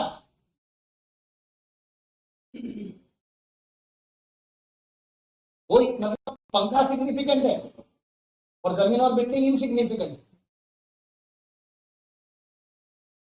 तो ये आपका इश्यू है, क्योंकि आप सोते हुए जाते हो। कैसे जाते हो? सोते हुए जाते हो, और जाने के बाद भी सोते हो, और आने के बाद भी सोते हो। आज तक मेरे को किसी भी ऑडिट टीम ने लाके बड़ा कोई इश्यू वहां पे मिला है और हमारे साथ डिस्कस किया है आप लोगों ने, ऐसा एक भी बार नहीं हुआ। मेरे साथ तो डिस्कस नहीं हुआ कि मेजर ये लोग ऑडिट पे जो जाते इतना तामझाम लेके, जैसे इनकम टैक्स की रेड हुई है 12 बन के जो जाते हैं, आने के बाद कुछ तो बताओ, कुछ ढूंढने गए हो तुम लोग, कुछ मिला तो बताओ। वाउचर नॉट फाउंड हुआ तो मत बताओ मुझे, एंट्री नॉट फाउंड हो मत बताओ, उससे मैं क्या ही करूं? वो स्कैम नहीं है। अच्छा ये है क्या, स्कैम हो ही नहीं रहा है दुनिया में, सारे लोग अच्छे हैं ना, सारे प्रॉपर हो रहे हैं, कोई मतलब जरूरी स्कैम करो। इनकम टैक्स के लॉ के हिसाब से नहीं कर, टीडीएस प्रॉपर्ली नहीं काटे, टाइम पे नहीं भर रहे, बताओ ये नॉन कंप्लायंस है कि नहीं? बड़ी नॉन कंप्लायंस है ना। आपके पास चॉइस है क्या टीडीएस भरना है कि नहीं भरना है? चॉइस नहीं है आपके पास, मैंडेट प्रोविजन है। तो एक तो आपको लीगल नॉलेज होना चाहिए, और लीगल नॉलेज होने के बाद फिर उसका इंप्लीमेंटेशन आपको समझ में आना चाहिए। तो प्लीज आप समझो, जिस बिजनेस में आप अभी आए हो वो बिजनेस से का बिजनेस है। मतलब बहुत सारे बिजनेसेस का जब नॉलेज होता है तब जाके सीए फर्म का नॉलेज होता है। सीए फर्म का अपने आप में कोई नॉलेज नहीं है। आप जंक्शन हो जहां से हजारों बिजनेसेस का नॉलेज बनता है। आप हेड ऑफिस हो, समझो मेन हो, मेन ब्रेन हो आप। एक बिजनेस का नॉलेज चाहिए तो चुपचाप वो बिजनेस ज्वाइन करना होता है। काजू फैक्ट्री कैसे चालू करनी तो कैशू फैक्ट्री का नॉलेज होना चाहिए। मार्बल में ट्रेडिंग करना है तो मार्बल का नॉलेज होना चाहिए। कपड़े में ट्रेडिंग करना है तो कपड़े का नॉलेज होना चाहिए। कंस्ट्रक्शन चालू करना कंस्ट्रक्शन का नॉलेज, सीएफएम चालू करना है तो सबका नॉलेज होना चाहिए। सारे लॉ का नॉलेज होना चाहिए और इनको लगने वाली इंडस्ट्री का नॉलेज होना चाहिए। और शुरू हम कर रहे हैं जीरो से, लेकिन जीरो से शुरू किया, कम से कम शुरू तो हुआ है। 6 महीने पहले तो बताने के लिए भी कोई नहीं था आपको, ये खुद से पढ़ना है आपको। हम बताएंगे करके नहीं, आप जिस इंडस्ट्री में आप हाथ लगाने वाले हो उस इंडस्ट्री के बारे में पढ़ना आपकी रिस्पॉन्सिबिलिटी है, हम लोगों की नहीं। क्योंकि वो बाप बनना है कि नहीं बनना है वो आपके हाथ में। किसने रोका आपको बिजनेस का बाप बनने के लिए? किसने रोका नहीं है आपको। फ्यूचर में जाके आप कंसल्टेंट बनना चाहते हो, किसी चीज का एक्सपर्ट बनना चाहते हो, क्या ये ऐसे रहेगा, रेगुलर रहेगा, जिंदगी आर्टिकल बन के रहेगा? कभी एक्सपर्ट नहीं बनेगा। एक्सपर्ट बनना चाहिए ना कभी ना कभी। तो आप कौन सी इंडस्ट्री के एक्सपर्ट बनना चाहते हो? आपको इंटरेस्ट आना चाहिए इतनी सारी इंडस्ट्री के बारे में पढ़ने का। ऐसा लगना चाहिए this is the industry where I am having more interest and I will build my career around this particular industry.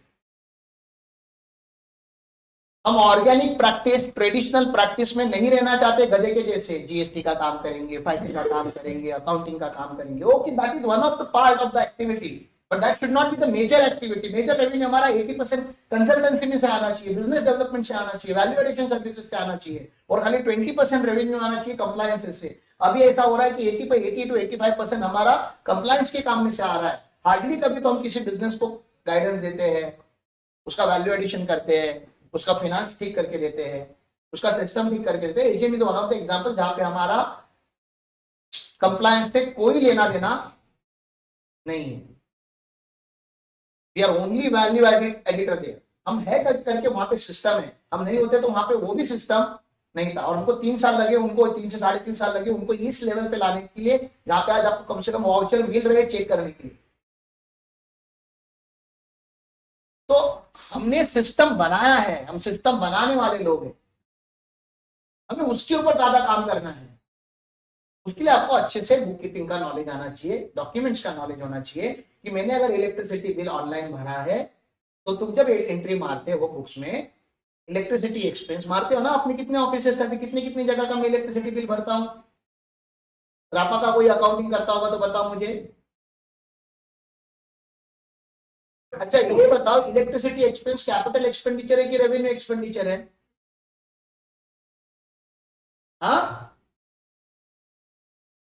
अरे इलेक्ट्रिसिटी एक्सपेंस, लाइट बिल जो आता है वो कैपिटल एक्सपेंडिचर मतलब क्या, बैलेंस शीट में जाता है ना वो।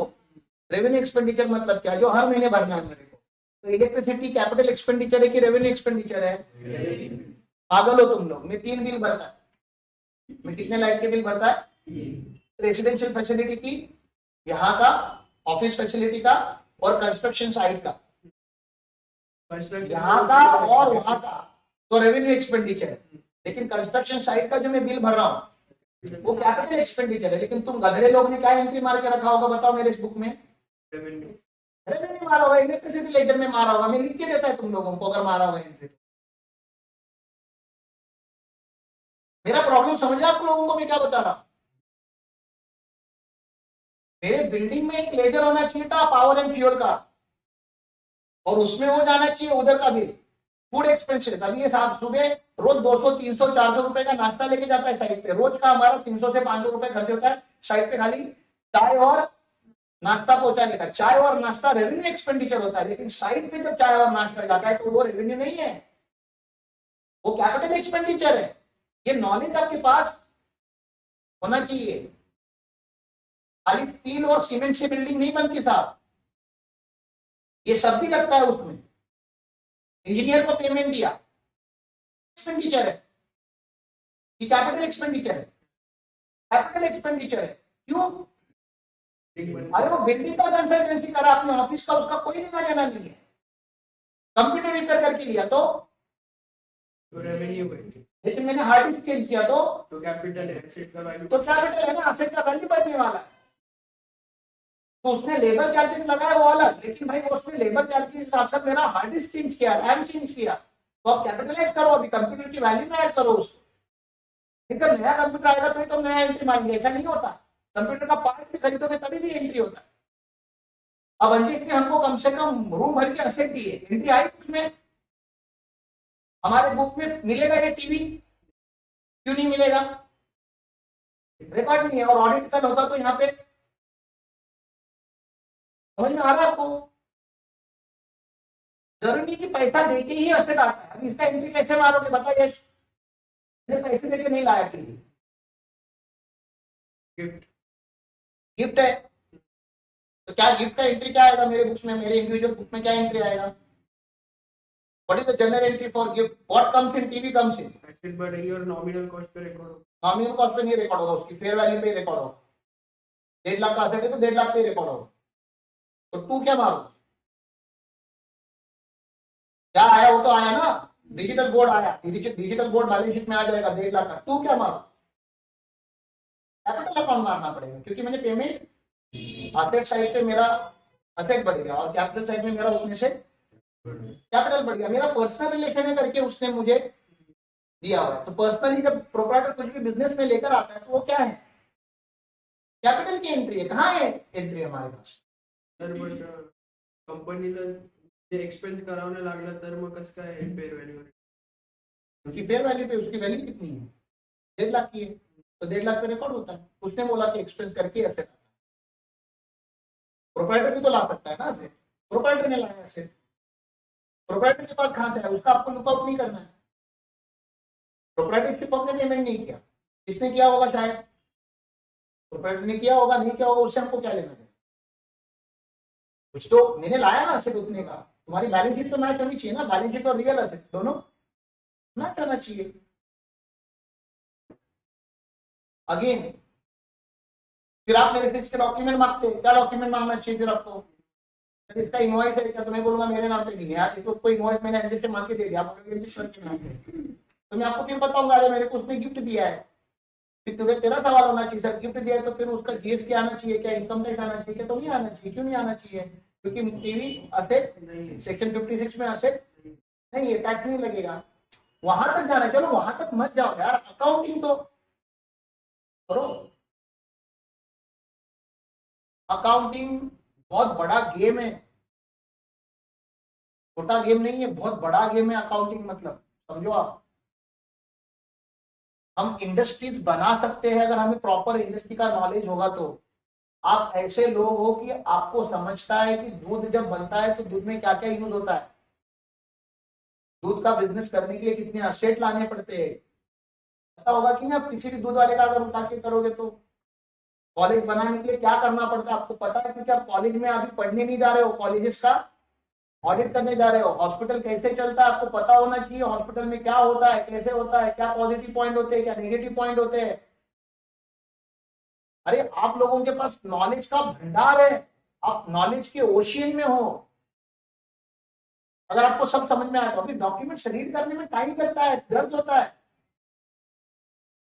हम कभी भी किसी भी क्लाइंट को एलएलपी बनाते तो मैं पूरा एलएलपी डीड एक्सप्लेन करता है पॉइंट टू पॉइंट, कोई सीए नहीं करता, लिख के ले लो। इनको पूछो, हमने हर पॉइंट को लिखा हुआ है, समझाया हुआ है। और जो हमको नहीं समझा हमने डिलीट करके रखा है, क्योंकि ये काम का नहीं है, जो काम का नहीं है अग्रीमेंट में क्यों होना चाहिए। नहीं नहीं, स्टैंडर्ड अग्रीमेंट है, किसने बोला स्टैंडर्ड अग्रीमेंट होता है। नथिंग कॉल्ड स्टैंडर्ड, जो हम बनाते हैं वही स्टैंडर्ड। क्लाइंट के लिए जो पॉइंट एप्लीकेबल नहीं है उसके डीड में होना नहीं चाहिए। यहां तक आपको पहुंचना है तो गुरुकुल का निर्माण होगा, नहीं तो गुरुकुल का निर्माण नहीं होगा। तो हम सीए फॉर्म बन के रह जाएंगे और वो मुझे नहीं रहना। वो लोग जो नहीं कर पा रहे हैं, मार्केट जो नहीं कर पा रहा है वो हम करते हैं। अभी क्या हो रहा है, 80% चीजें आप वही कर रहे हो जो मार्केट भी कर रहा है। You are not unique, you are never going to stand out in the market. तो जो प्रोसेस हमने चालू किया उसका कोर पर्पस समझिए। We wanted to grow very fast, without proper knowledge we are not going to grow. और इसलिए हम काम का आधा टाइम ट्रेनिंग पे हमने डिवोट किया हुआ है। और मैं बार बार नहीं बोलूंगा कि 7:30 तो 7:30 ट्रेनिंग स्टार्ट होना ही चाहिए। आपको नहीं जमता, आप ट्रेनिंग टीम को रिक्वेस्ट करो कि आप हमें वर्चुअल एक्सेस दे दो। इसका जो लिंक बनता है, लिंक अभी यहाँ पे रिकॉर्डिंग हो रहा है तो इसकी एक लिंक भी बन सकती है, आपको वर्चुअली भी आप ज्वाइन कर सकते हो। आप बस से आ रहे हो, बस में बैठ के सुनते सुनते आइए। आधे घंटे का लेक्चर मिस हो गया तो कल का लेक्चर देखने से पहले कल का आधे घंटे का लेक्चर देख लो, कवर करो। आपके ऊपर डिपेंड है, वो नहीं करना घर में जाओ, मुझको उससे कोई लेना देना नहीं है। लेकिन ट्रेनिंग 7:30 को ही स्टार्ट होना चाहिए। ट्रेनिंग स्टार्ट नहीं भी हुआ है, you people are supposed to come and sit here and do whatever you can do. Read करो, राइट करो, अपने थॉट को लिखो। कुछ नहीं तो अंदर के रूम में मेडिटेशन के लिए बैठो, शांत बैठो, कुछ मत करो। Just keep your everything shut and sit quietly for 1 hour। 1 घंटा देखो शांत बैठने के लिए होता है। पॉसिबल है 1 घंटा शांत बैठ, हिलने का नहीं, चाय नाश्ता कुछ नहीं, आना है और चुपचाप बैठना है, कुछ नहीं करना है, किसी से बात नहीं करना है। कितने पावरफुल हो जाओगे पता है आप लोग, अगर 1 महीना अगर आप शांत से 1 घंटा बैठने का ट्राई करोगे तो। Do nothing is the meditation का highest level. Gautam Buddha used to do nothing,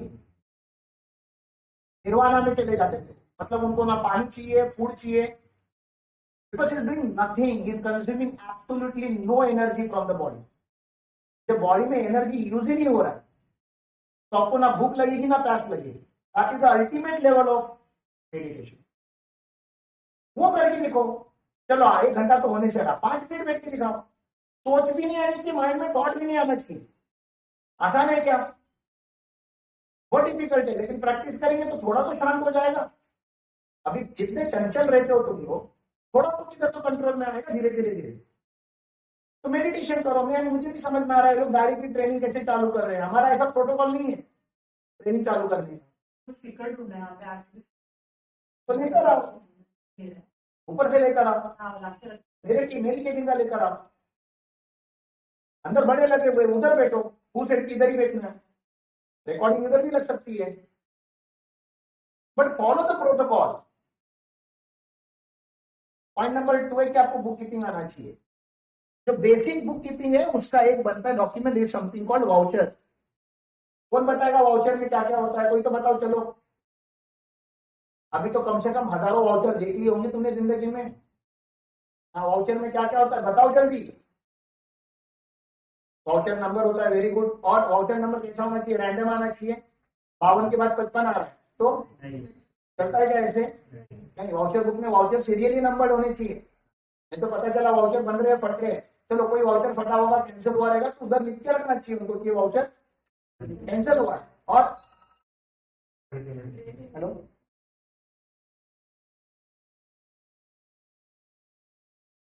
हाँ ठीक है, थोड़ा हाँ, डेट्स होनी चाहिए। और डेट कौन से ईयर का होना चाहिए? आप जिस फाइनेंशियल ईयर का ऑडिट करें उसी का होना चाहिए कि पीछे का होना चाहिए, आगे का होना चाहिए? इसी फाइनेंशियल ईयर का होना चाहिए ना। अभी मार्च एंडिंग में प्रॉब्लम क्या होगा, कुछ कुछ अप्रैल के वाउचर भी मार्च में ही गिर जाते हैं। सही है कि गलत है? गलत है ना। ईयर एंड पे ज्यादा इश्यू होता है, आपको ईयर एंड पे डेट के ऊपर ज्यादा ध्यान देना पड़ता है। जनवरी का फरवरी हुआ तो हमको कोई प्रॉब्लम नहीं है, लेकिन मार्च का अप्रैल हुआ तो बहुत बड़ा प्रॉब्लम होता है, क्योंकि फाइनेंशियल ईयर चेंज हो गया बीच में। अभी और एंटिटी का नाम होना चाहिए। जैसे हमारे यहाँ पे 5 एंटिटी है अलग अलग, जैसे हर कॉलेज में हर जगह पे आप जाते हो वहां पे डिफरेंट एंटिटी होती है। एलिट गुरुकुल का voucher Ram Patil and associate के परचेज बुक में नहीं हो सकता, समझा आपको? देन सपोर्टिंग होना चाहिए उसको, जो भी आपने बाहर है, जैसे इलेक्ट्रिसिटी बिल पे किया है तो इलेक्ट्रिसिटी बिल का अटैचमेंट होना चाहिए। ट्रैवलिंग का है तो ट्रैवलिंग का होना चाहिए। सैलरी अगर आपने पे की है तो सैलरी का जो कैलकुलेशन बजट आता है हमारे यहाँ पे, एक एक्सेल शीट बनता है ना, कौन से महीने का कितना सैलरी देना है अटेंडेंस के रिकॉर्ड के साथ। समझा मैं क्या बता रहा हूँ? एक अटेंडेंस का एक्सेल बनता है, आपको पता है हर महीने एक एक्सेल बनता है, उसका प्रिंट होना चाहिए। प्रिंट इन लोगों का, सीनियर ऑफिसर का, रिसोर्स ऑफिसर का साइन होना चाहिए उसके ऊपर, उसका उसको अटैचमेंट लग के उसका एंट्री आना चाहिए, जनरल एंट्री होना चाहिए उसके ऊपर। नरेशन लिखा होना चाहिए। क्या नरेशन लिखते हो आप? Narration is an explanation of the entry. Narration क्या होता है? explanation of entry. Being salary paid, it's not an explanation, it's a half explanation. Being salary paid for the month of October. ठीक है ना? अभी थोड़ा ज्यादा समझ में आ रहा है। साइट पे अगर हम देते किसी को वेजेस तो उसका हिसाब है 130 रुपया पर स्क्वायर फीट, 1200 स्क्वायर फीट का काम हुआ है। पेमेंट के एंट्री में नहीं समझेगा आपको कितने स्क्वायर फीट का काम हुआ है, नरेशन से समझेगा कि बाबा 1200 स्क्वायर फीट का काम हुआ है, 130 रुपया पर स्क्वायर फीट का डिसाइडेड रेट है, मल्टीप्लाई करने के बाद इतना पैसा होता है, उसका 20% काट के 80% का पेमेंट किया है। तो narration can be as detail as possible. हमको वाउचर देखने का समझ में आना चाहिए पेमेंट किस चीज का हुआ था, और वो तभी हो सकता है जब आपका रियल टाइम बेसिस पे अकाउंटिंग होगा। रियल टाइम बेसिस पे अकाउंटिंग नहीं होगा, अगले साल मुझे पूछोगे कि सर वो वाउचर एक्सप्लेन करो, मैं कर पाऊंगा क्या?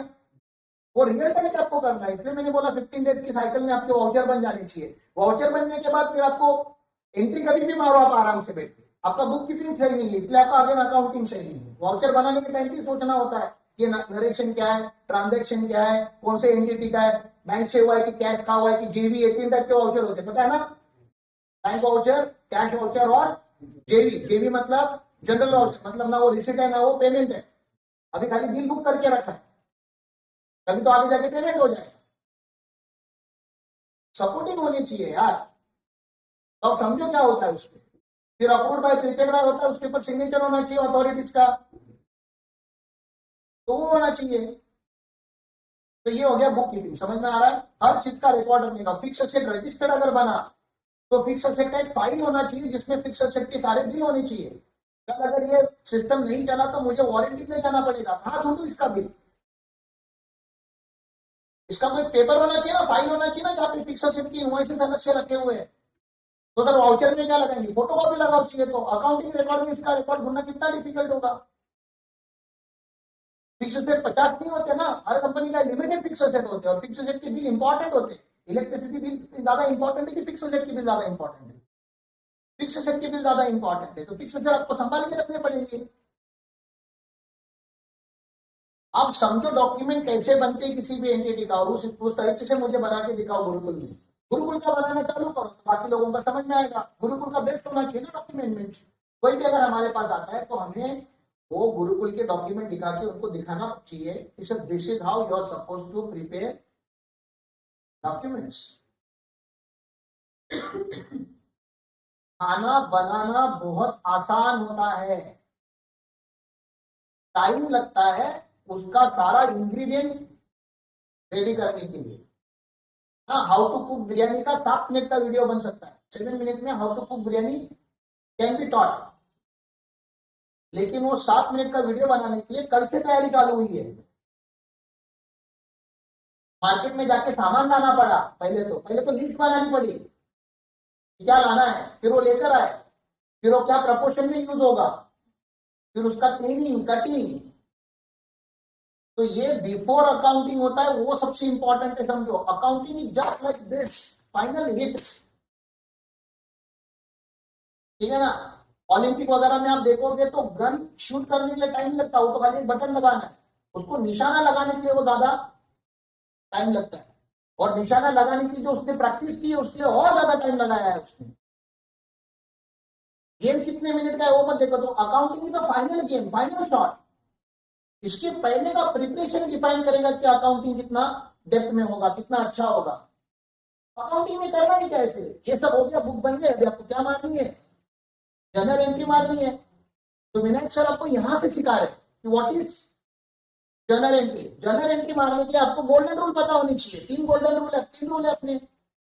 हाँ, रियल अकाउंट का रूल है, नॉमिनल अकाउंट का रूल है और पर्सनल अकाउंट का रूल है। तो you should know what is debtor, what is, मैं उसमें नहीं जा रहा, वो आपको समझ में आता है, नहीं आता है तो विनायक सर आपको पढ़ा देंगे। और ये आपको एक ही बार पढ़ना है, आपके पास 150 एंटिटी है, 150 बार जनरल एंट्री कैसे बनती है नहीं पढ़ना है आपको। सेल्स का एंट्री एक बार ही पढ़ना है और 150 बार मारनी है। समझ में आ रहा है आपको? तो लर्न कर लो ना यार, सेल्स की एंट्री कैसी होती है और एंट्री क्या मारनी है, वो तो डिसीजन में नहीं लेना है आपको, डिसीजन पहले से ही हो गया बुक कीपिंग के टाइम पे। बुक कीपिंग पे जो एंट्री मारी वही एंट्री मारनी है अकाउंट्स में। और वाउचर गलत बना तो पहले वाउचर ठीक करो आप। समझ रहे आपको मैं क्या बता रहा हूँ? क्योंकि जब वाउचर बनता है तो अकाउंटिंग हेयर, उसका सब हेयर, सब कुछ उसके ऊपर लिखा होता है। वाउचर ठीक से बनेगा तो एंट्री खाली सिस्टम में रिकॉर्ड किया जा रहा है और कुछ नहीं, ठीक है ना। फिर टैली क्या करता है, जनरल एंट्री हो गई, फिर क्या बनाता है टैली, हर आइटम के क्या दिखते हैं आपके लेजेस, क्या करता है जनरल एंट्रीज को समराइज करता है और कुछ नहीं करता। This is the recording the transaction. General entry मारना मतलब क्या करना, रिकॉर्डिंग द ट्रांजैक्शन। लेजेस बनाना मतलब summarising the transaction. Same type के ट्रांजैक्शन, तो सैलरी मैंने साल भर में कितनी दी, मुझे इसका रिकॉर्ड चाहिए, तो मैं सैलरी का लेजर ओपन करेगा, मैं साल भर में रेंट कितना दिया, रेंट का लेजर ओपन करेगा, मैंने साल भर में सेल्स कितना किया, सेल्स का लेजर ओपन करेगा। समझा आपको? आगे जाऊं, लेजर बन गया, लेजर बनने के बाद क्या होता है, अरे क्या बनता है, ट्रायल बैलेंस बनता है, या बनाते नहीं हो आपको, टैली बना के देता है ऑटोमेटिकली। हाँ, ट्रायल बैलेंस में क्या लिखा जाता है, क्या चेक किया जाता है, आपका debit should be equal to credit, और डेबिट और क्रेडिट इक्वल नहीं होगा तो एक तो डेबिट में सस्पेंस बनेगा या तो क्रेडिट में सस्पेंस बनेगा। तो सस्पेंस होना चाहिए क्या, नहीं, सस्पेंस है मतलब आपका अकाउंटिंग प्रॉपर नहीं हुआ है। तो आपको जब तक सारे बैलेंसेस, सारे डेबिट्स, डेबिट का टोटल जब तक क्रेडिट तक नहीं होता तब तक आपको ट्राई करना होता है बैलेंस करने के लिए, ट्राई करना होता है बैलेंस करने के लिए, ट्राई करना होता है बैलेंस करने के लिए। आप ट्राई करते रहते हो बैलेंस करने के लिए, इसलिए डॉक्यूमेंट का नाम ट्राई बैलेंस है।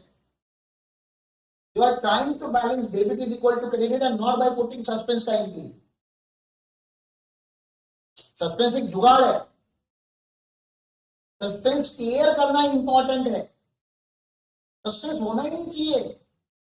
आपका अगर बुक कीपिंग प्रॉपर हो गया तो सस्पेंस होगा ही कैसे, मुझे वो बताओ, हो सकता है क्या, पॉसिबल ही नहीं है। आपकी पॉसिबिलिटी क्या है कि आपने जो आइटम डेबिट में मार रहा था वो क्रेडिट में मार दिया गलती से। आप जब टैली पे एंट्री मार रहे थे 1,30,000 की पेमेंट जानी थी, खाली 0 रह गया तो 13,000 का पेमेंट गया। समझ में आ रहा है आपको? उसके वजह से कुछ तो गड़बड़ हो सकती है। वो भी टैली क्या करता है ना, टैली सिस्टम मैच करता है, टैली खुद का डेबिट खुद ही कर लेता है क्रेडिट। तो अगर आपको अगर पेमेंट कम गए आपके बैंक से और अपने अकाउंट में प्रॉपर नहीं मारा तो आपका बीआरएस होगा। यहाँ पे क्या होगा, अरे यहाँ पे क्या होगा, बीआरएस होगा ना। फिर ट्रायल बैलेंस के बाद क्या होगा, बीआरएस होगा। बीआरएस मतलब क्या, बैंक रिकंसिलिएशन मारनी पड़ेगी आपको, आपका बैंक का ही नहीं होगा ना फिर।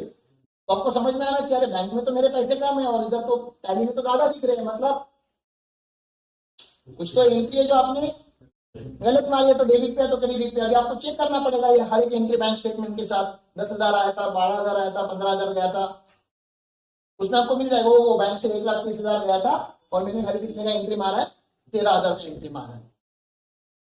तो आपका बैंक स्टेटमेंट और आपका टैली का बैंक का ट्रांजैक्शन आपको बताएगा कि आपने बैंकिंग में गलत किया है क्या।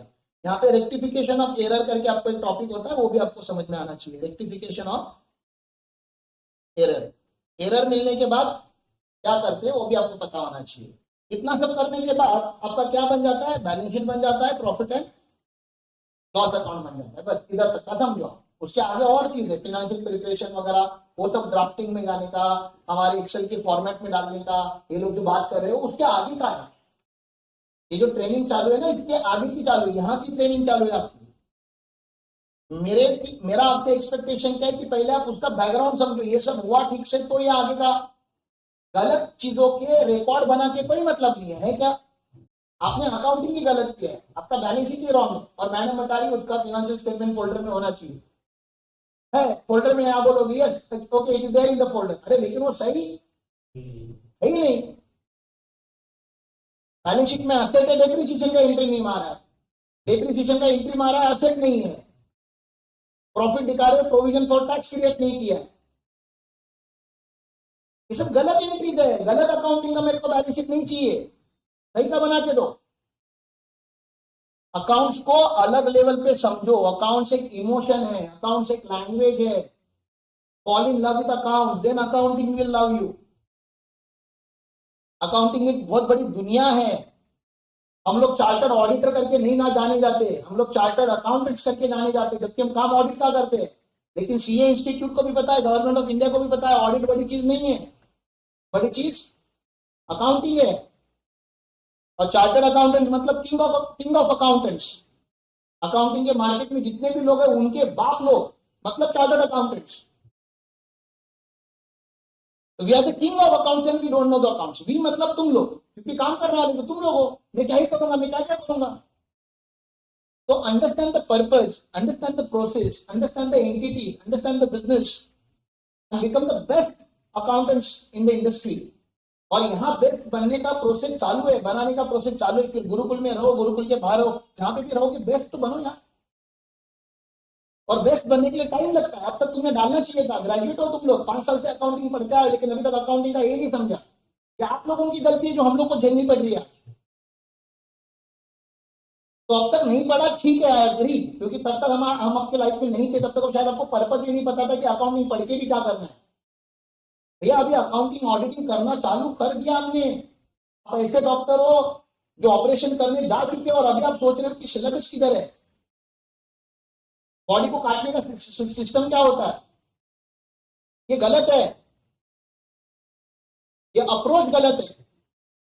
तो आपको टाइम डालना है, आपके यूट्यूब पे, आपके मोबाइल में, आपके गूगल पे मैक्सिमम सर्चेज जो होते हैं सर्च हिस्ट्री के, वो इस इंडस्ट्री के रिलेटेड होने चाहिए। गाने नहीं सुनते हुए दिखने चाहिए मुझे तुम लोग। नाच गाने की इंडस्ट्री में नहीं हो तुम लोग। एंटरटेनमेंट के लिए once in a while it's okay. अरे अकाउंटिंग स्टैंडर्ड सुनो, अकाउंट्स के लोगों का भाषण सुनो, कितने अच्छे अच्छे गुरु लोगों ने अकाउंट रिकॉर्ड करके रखा है। Don't only learn from us, learn from all possible resources, physical, digital, mental. Account account account होना चाहिए आपके लाइफ में। और उतना भी इन्वेस्टमेंट कर लोगे तो मुझे लग रहा है कि आने वाले 6 महीने या साल भर में you will become the best accountant. अगले फाइनेंशियल ईयर में हम लोग इन चीजों की बात नहीं करेंगे, फिर कुछ बड़ी बड़ी चीजों की बातें हो सकती है। नहीं तो हर साल वही आके वाउचर कैसे बनाने का, जर्नल एंट्री कैसे मारने का, ट्रायल बैलेंस शीट और बैलेंस शीट में क्या फर्क है, सस्पेंस अकाउंट क्यों नहीं होना, ये बार बार नहीं करना है। और इसलिए आप लोगों से हम लोग लॉन्ग टर्म एक्सपेक्ट करते हैं, क्योंकि ये सब शॉर्ट टर्म में पढ़ाया नहीं जा सकता, ये सब लॉन्ग टर्म में ही पढ़ाया जा सकता। तो अब मेरा इमोशन अंडरस्टैंड करो, मैं ये क्यों कर रहा हूँ वो अंडरस्टैंड करो, तो आप लोगों को ऑटोमेटिकली क्लियर हो जाएगा कि आपकी लाइफ में आपको क्या करना चाहिए। समझ में आया क्या करना है? क्या करना है? सबसे पहले ट्रांजेक्शन एंड इवेंट समझ, ट्रांजेक्शन एंड इवेंट समझने के लिए क्या क्या करना है?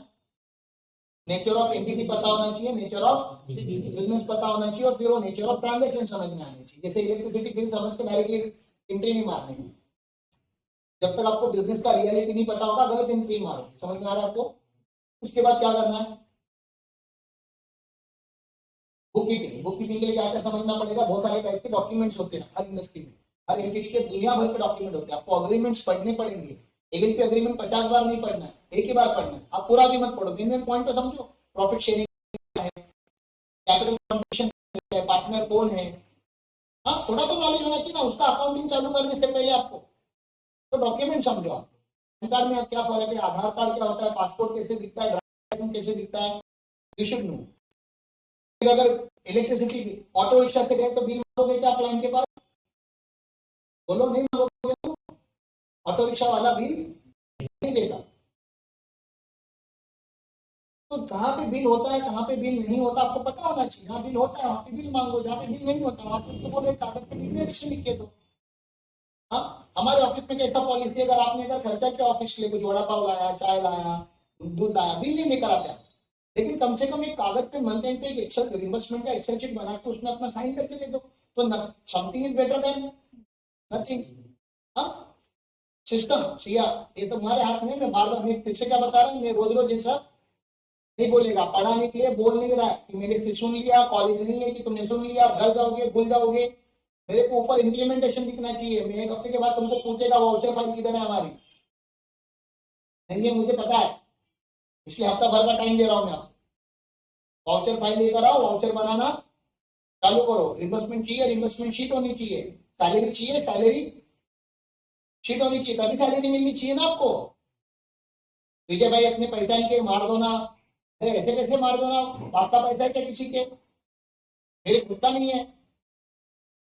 आप उधर डॉक्यूमेंट सबमिट करो, बंदा डॉक्यूमेंट मांग मांग के थक जाता है, और फिर सैलरी नहीं हुई, फिर आप बोलना चालू कर नहीं, अरे आप लोगों को शीट जमा नहीं हुई है, अटेंडेंस रिकॉर्ड नहीं बना हुआ है, आपको अटेंडेंस रिकॉर्ड आपको वेरीफाई करना चाहिए ना।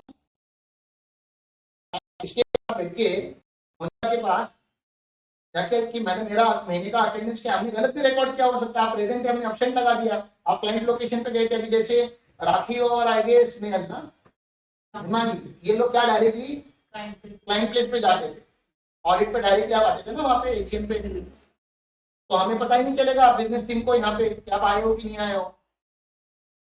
तो आपको बताना पड़ता है व्हाट्सएप पे, वो जो रिपोर्टिंग बनाया हुआ है ना उसमें बताना पड़ता है वो दे, तो आपको फिर उसने एब्सेंट ही लगाया होगा तो उसने प्रेजेंट ही करना चाहिए वहां पे। तो आप लोग अपना एक बार वेरीफाई कर लो, हाँ ठीक है, कुछ गलती हुई तो उनसे करेक्ट करा के ले लो। ये सब कुछ सिस्टम है बिजनेस में जो सिस्टमैटिकली चलना चाहिए। तो develop a system, implement it. आपके पास ज्यादा टाइम नहीं, एक हफ्ते का टाइम है, एक हफ्ते में मेरे को ठीक से अकाउंटिंग करके दिखा, जैसे होना चाहिए वैसे। मैं देने के लिए आपको 15 महीने भी दे सकता हूँ, लेकिन मुझे पता है 15 महीने दे दिए तो फिर हम लोग ऊपर जाके, ठीक है ना, अपने को तो नहीं करना है। टाइम एक हफ्ते में मेरे को अकाउंटिंग सिस्टम चाहिए। तो डॉक्यूमेंट बनाओ, दूसरा डॉक्यूमेंट बनाओगे, वाउचर बनाओगे, उसका डॉक्यूमेंट सपोर्टिंग यूजर क्या बनाओगे, वाउचर। परचेज का फाइल अलग होता है, सेल्स का फाइल अलग होता है, क्योंकि वो रिपीटेटिव ट्रांजैक्शन, उसको सब्सिडियरी बुक बोलते हैं। फिक्स असेट के रजिस्टर्ड अलग होते हैं, फिक्स असेट का रिकॉर्ड फाइल अलग होता है। और आगे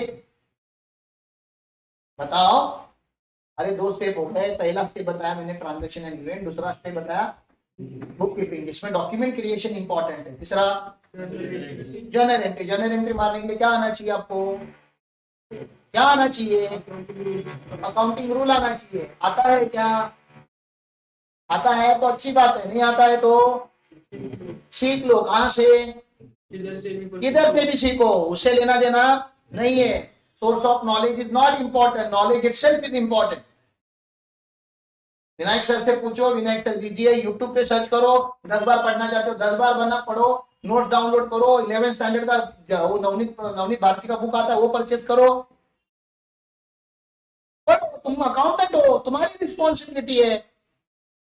तो जर्नल एंट्री आना चाहिए। जर्नल एंट्री के बाद लेजर्स। जर्नल एंट्री मतलब रिकॉर्डिंग ऑफ ट्रांजैक्शन, लेजर्स मतलब summarising of transaction, particular transaction को समराइज करता है। मेरे पास कितना फर्नीचर है, मैं जर्नल एंट्री देख के नहीं बता सकता, मेरे को फर्नीचर का लेजर मानना पड़ेगा। अभी मेरा चिकोड स्क्रीन पे कितना आउटस्टैंडिंग है, हम परचेस करते पेमेंट करते, परचेस करते पेमेंट करते, परचेस करते पेमेंट करते, वो बताएगा बंदा बाद में मेरे को, सर वो पेमेंट बाकी है आपका 4 लाख। मैं बोलेगा कैसा 4 लाख, लेजर निकाल उसका।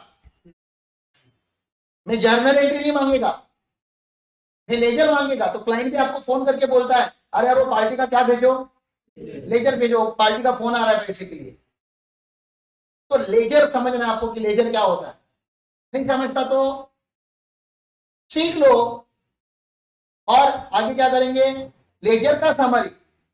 सारे लेजर भी तो एक कागज पे लिखे होने चाहिए ना कि कंपनी में लेजर कितने हैं, वो किधर लिखे होते हैं, ट्रायल बैलेंस। ट्रायल बैलेंस में कितनी साइड होती है, 2, क्या, डेबिट और credit, debit should be equal to, और जब तक इक्वल टू नहीं होता तब तक ट्राई करते रहने का कि इक्वल होना चाहिए। डेबिट शुड बी, इसलिए उसका नाम क्या है, trial balance. You are trying to balance the balances.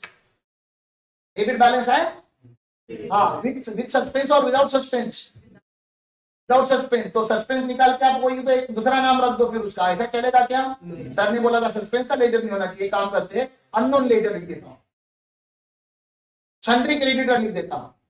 Sundry creditor, sundry debtor, ये सारे क्या हो गए, सस्पेंस ही है। जिस पार्टी का तुमने नाम लिखा है, टिकोड स्टील नाम लिखा है, उसको जितना एक्चुअली देना है उतना उधर देना चाहिए। समझ में आ रहा है आपको?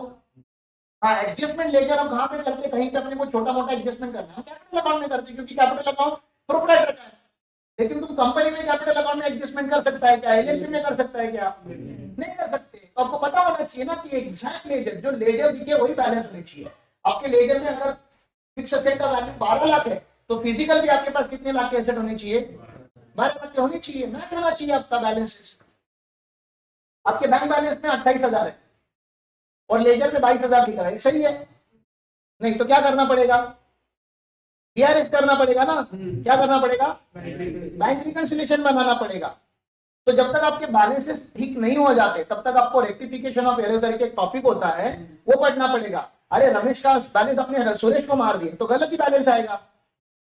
सुरेश पैसे मांग रहा है आपसे, अब सुरेश का देख रहे हो बुक में बैलेंस ही नहीं है, उसको देना ही नहीं था क्योंकि आपने एंट्री मार के रखी है। रमेश को पैसा क्यों देता? सुरेश को मार दिया आपने। तो आपके बैलेंसेस मैच होने चाहिए और वो मैच हुए बैलेंस रियल होने चाहिए। क्या होने चाहिए? रियल। इसलिए ट्रायल बैलेंस बनाया जाता है। और फिर ट्रायल बैलेंस में कुछ एडजस्टमेंट एंट्रीज करके provision for taxation, depreciation, outstanding expenses, prepaid expenses, ऐसे कुछ एडजस्टमेंट करके हम क्या बनाते हैं? Balance sheet and PNL. और उसके आगे का मैडम आपको समझाएंगे। तो अल्टीमेटली हमें क्या बनाना है?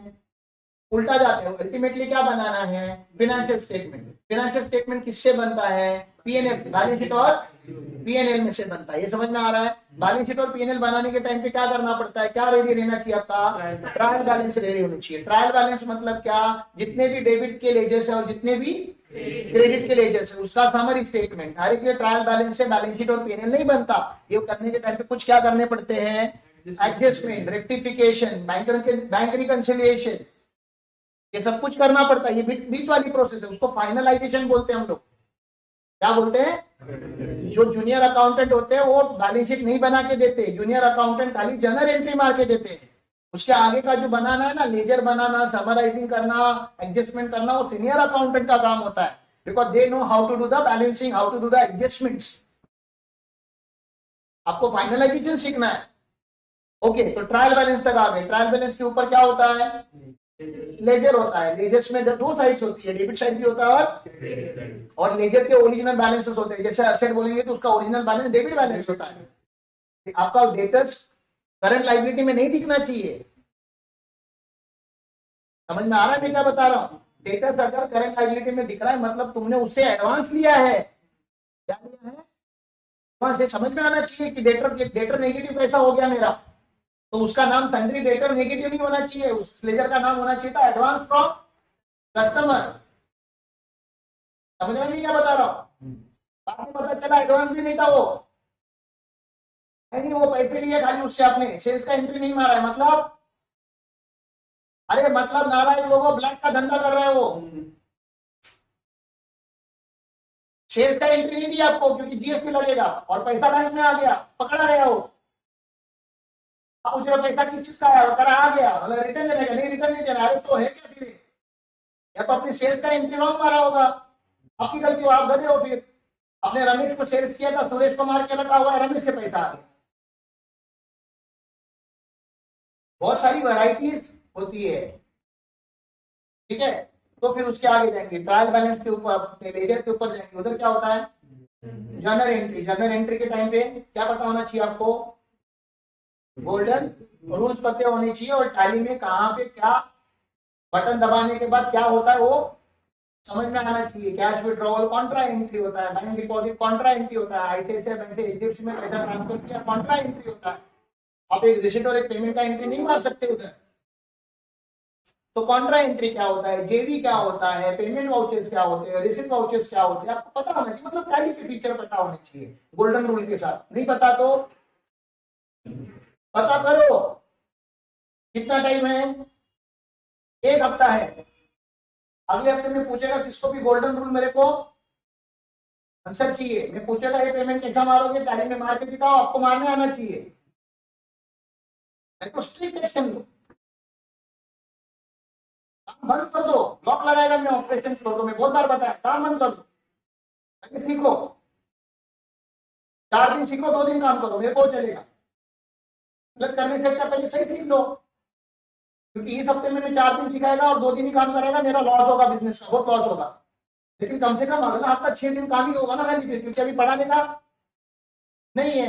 या तो रोज थोड़ा थोड़ा पढ़ो, 1 दिन में अच्छे से पढ़ो, लेकिन 1 दिन में बहुत ज्यादा पढ़ते हो तो आपको भी तकलीफ होगी, हमको भी तकलीफ होगी। इसलिए हम हर दिन में 3 घंटा 4 घंटा पढ़ाने का आपको ट्राई कर रहे हैं। उसके बाद आपसे भी 3 घंटा एक्सपेक्ट करते हैं, और बीच में जो 4-5 घंटे 6 घंटे बच जा रहे हैं उसमें आप काम करो। तो 6-7 घंटा पढ़ाई करो, 6-7 घंटा काम करो, 6-7 घंटा आराम करो, ऐसा आपका 24 घंटा डिवाइड होना चाहिए। धीरे धीरे धीरे क्या हो जाएगा, आपका तैयारी करने का टाइम कम हो जाएगा, तो काम करने का टाइम बढ़ जाएगा, आपसे हमको ज्यादा इनपुट मिलना चालू हो जाएगा, हम आपको ज्यादा सैलरी देंगे ना। आप 2 लोगों का काम करो तो आप 2 लोगों का सैलरी डिजर्व करते हो, आप काम कर रहे हो 1/4 इंसान का, तो आपको सैलरी की 1/4 इंसान की मिलेगी। और आप काम 1/4 इंसान इसलिए कर रहे हो क्योंकि आपने नॉलेज पूरा नहीं लिया। जनरल एंट्री के ऊपर जाएंगे तो क्या होता है, बुक कीपिंग। आदमी ने पूछेगा वाउचर बनाने देगा तुम लोगों को, मैं पहले बताया, वाउचर बुक लाएगा, फाड़ के देगा ऐसा टेबल टेबल पे, और बोलेगा ऑन द स्पॉट वाउचर बना के दिखाओ। तो वाउचर कैसे बनते, एक ही बात समझ लो, विजय भाई ने जिंदगी में 12 या 13 साल वाउचर बनाया खाली। विजय को तुमसे अच्छा नॉलेज है ना, तुम्हें पता है उसका पूरा दिन जाता था किसमें, वाउचर बनाने में। तो जिस इंसान ने 10 से 12 साल वाउचर बनाए हैं, उससे पूछो कि वाउचर बनता कैसे है, ठीक है ना, तो वो बताएगा तुमको कैसे बनता है। गलती होगी तो सुधारेगा, थोड़ा डांट देगा, खा लो ना, टीचर है तुम्हारा, गुरु है तुम्हारा, बोलेगा वो तुमको। ईगो क्या लेकर आते हो ऑफिस में, मैं नहीं लेकर आता इधर ईगो, अभी नया नहीं है मैं।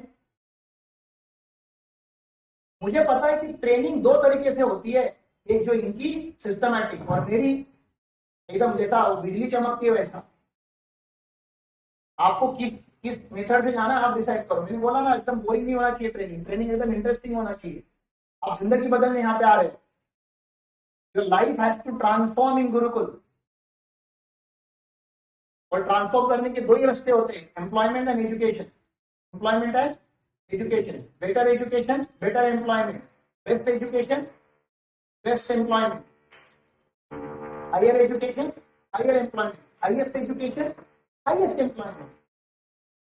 आपको हाईएस्ट पैसा कमाना है तो हाईएस्ट एम्प्लॉयमेंट करना पड़ेगा, हाईएस्ट एम्प्लॉयमेंट करने के हाईएस्ट नॉलेज देना पड़ेगा, मतलब everything starts with you.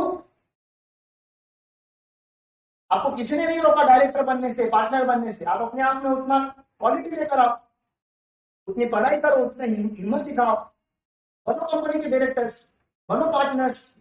Entity नहीं चालू करनी, नई एंटिटी फ्लोट करके देते आप लोगों को, हिम्मत तो दिखाओ कि हम इतने छोटे छोटे हो, कल मौका दी जाएगा तो आप माँ बाप बन जाओगे, मौका मिल नहीं रहा आपको, छोटे नहीं हो तुम लोग, छोटे थे, अब गुरुकुल में आ गए तो बड़े हो चुके हो, प्लेटफॉर्म तुम्हारे सामने है, लोग तुम्हारे सामने हैं, गाइडेंस देने वाले तुम्हारे सामने हैं, और कितने लकी हो वो भी सोचो। कुछ तो पुण्य किए तुमने ना, तुम्हारे बाप ने, किसने किसने तो पुण्य किए कि तुम गुरुकुल जैसे ऑर्गेनाइजेशन में हो। और ये ऑर्गेनाइजेशन बहुत मेहनत से बनी है, दिन रात की। अभी ये कल ऋषिकेश था, उसको पता है कैसा कैसा हम ट्रक पे चढ़ चढ़ के बेंचेस मानते हैं।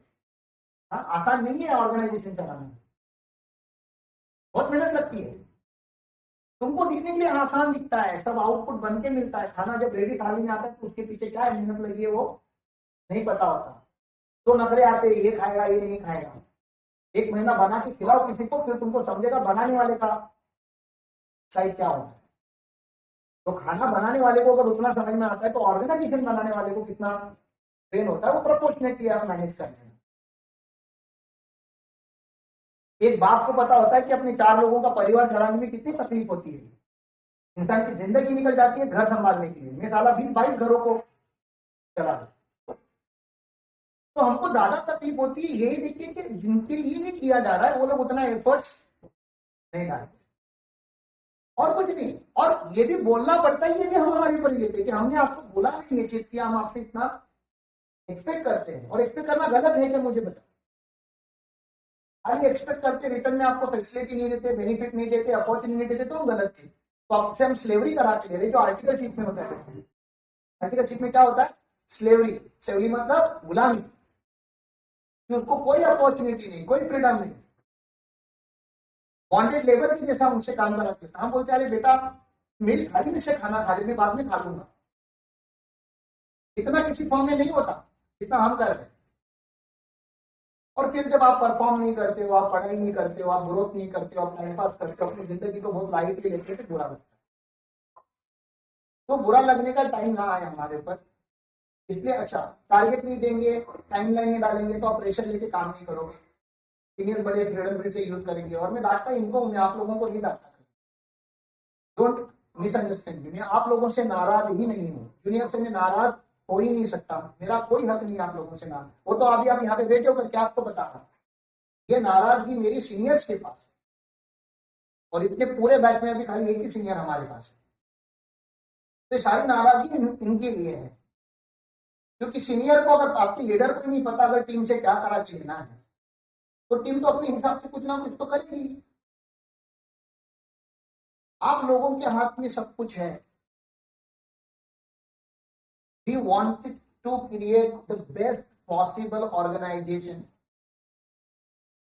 और अगर हम अच्छे नहीं बने तो हम कैसे बोल सकते कि ये ऑर्गेनाइजेशन अच्छा है। और बहुत डिफिकल्ट नहीं है बेस्ट बनना, 2 ही चीजें करनी है, एजुकेशन एंड एम्प्लॉयमेंट। याद रखो, तुमको जिंदगी में 2 ही चीजें अचीव करनी है, क्या, एजुकेशन एंड, और अभी 0 है, 0 एजुकेशन 0 एम्प्लॉयमेंट। फिर क्या होना चाहिए उसमें, एजुकेशन ऐड होते जाएगा, वैसे एम्प्लॉयमेंट बढ़ती जाएगी। 0 का गुड पे आएगा, गुड का बेटर पे आएगा, बेटर का बेस्ट पे जाएगा। और ये सब करने के लिए टाइम लगेगा, टाइम लगेगा। टाइम है तुम्हारे पास, कि चला गया टाइम, 40-45 में हो क्या, बाल बच्चे बड़े करने हैं, माँ बाप को संभालना है, ऐसा रिस्पॉन्सिबिलिटी है क्या, नहीं, टाइम है ना, यूज दिस। क्योंकि सबसे स्केयर रिसोर्सेस में तो क्या आता है, टाइम आता है। पैसा आ जाएगा, लोग आ जाएगा, ट्यूटर आ जाएगा, रिसोर्सेज आ जाएंगे, लैपटॉप आ जाएगा, गाड़ी आ जाएगी, सब आएगा, बेटा टाइम में रिटर्न नहीं आएगा। This is the time of self creation and self awareness. Aware हो जाओगे तो खुद को बनाना चालू कर दोगे। प्रॉब्लम ये है कि तुम अभी भी स्लीपिंग माइंड में हो, सोए हुए हो। तुमको लग रहा है कि तुम्हारे साथ किसी का कंपटीशन नहीं है, तुमको लग रहा है कि तुम लोग बहुत ही कंफर्ट जोन में हो, तुमको लग रहा है कि जिंदगी में सारी चीजें जैसे अभी है वैसे ही 15 साल के बाद रहेगी। ऐसा नहीं है, हालात रातों रात बदल जाते हैं लोगों के। आज जो तुमको सारे रिसोर्सेज प्रोवाइड कर रहा है, कल शायद वो तुम्हारे लाइफ में ना हो, तब तुम क्या करोगे। आज जो घर तुम्हारे सर पे है, जो छत तुम्हारे सर पे, वो कल अगर नहीं होगा तो क्या करोगे। आज जो लोग तुम्हारी जिंदगी में, कल तुम्हारी जिंदगी में नहीं रहेंगे तो क्या करोगे। आज जो एम्प्लॉय हमारे ऑर्गेनाइजेशन में, कल हमारे ऑर्गेनाइजेशन में नहीं रहेंगे, तब हम क्या करेंगे। आज जो पैसे हमारे पास है, जो क्लाइंट हमारे पास है, कल हमारे पास नहीं होंगे तो हम क्या करेंगे। तो का भी तैयारी हमने करना चालू कर दी। तो जो है उसकी तो तैयारी है ही, जो नहीं होगा उसकी भी तैयारी हमने साइमल्टेनियसली चालू कर दी। मतलब आपके लिए सब कुछ सोचा जा रहा है। आपका आज भी सोचा जा रहा है और आपका कल भी सोचा जा रहा है। आपका आज भी निर्माण किया जा रहा है, आपका कल भी निर्माण किया जा रहा है। आपकी फ्यूचर जनरेशन तक का यहाँ पे प्लानिंग हो चुका है और उसका एग्जीक्यूशन साइमल्टेनियसली चालू है। तो मुझे नहीं लग रहा है कि ऑर्गेनाइजेशन से आप इससे ज्यादा एक्सपेक्ट कर सकते। और ऑर्गेनाइजेशन आपसे खाली रिटर्न में एक ही चीज एक्सपेक्ट करेंगे, पगार चाहिए पगार ले लो, कपड़े चाहिए कपड़े ले लो, रहने की जगह नहीं रहने की जगह ले लो, सब ले लो हमारा। लेकिन बदले में खाली काम करो और काम की एफिशिएंसी बढ़ाओ और एफिशिएंसी बढ़ाने के लिए ट्रेनिंग अटेंड करो। तो मुझे तुम लोगों के एक्सक्यूजेस सुनने ही नहीं है। बस नहीं है, बस नहीं है, गाड़ी नहीं है, सुबह उठने नहीं होता, लेट सोया था, ये सब रीजन से मेरी ऑर्गेनाइजेशन नहीं बनने वाली। नहीं है तो इधर भाड़े पे रहो। इधर बहुत सारी लड़कियां सुबह जिनका 7 बजे कॉलेज होता है, बाहर जो 12th स्टैंडर्ड की लड़कियां हैं, क्या कर रही है वो?